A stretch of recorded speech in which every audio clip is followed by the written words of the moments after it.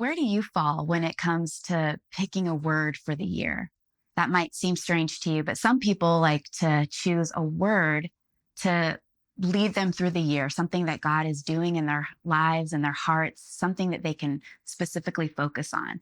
For others, it's a phrase or a theme. And then there are some people who can't pick a word because they don't want to be boxed in, they don't want to be limited to one thing.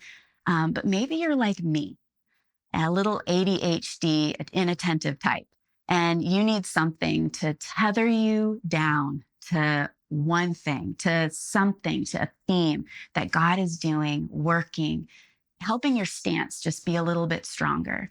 Well, let's focus in for a moment on the word of all words. John 1:1 says, "In the beginning was the Word, and the Word was with God, and the Word was God." Here at the very start of his gospel, John points the reader to the Word, Jesus. He was already there in the beginning with God, and he was God. John's first priority in writing is to show that in Christ, we have true, abundant life. And so he just, to the start, begins with Jesus, who existed outside of time with God, being God. And he is and was the answer to our human condition of being separated from God because of our sin. Jesus is our word.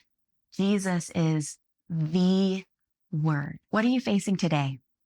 What is causing your heart to ache? What are you struggling with?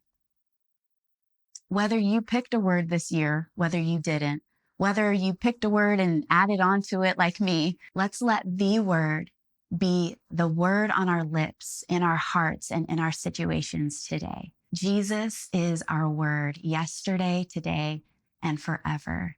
Jesus, be the center of our lives.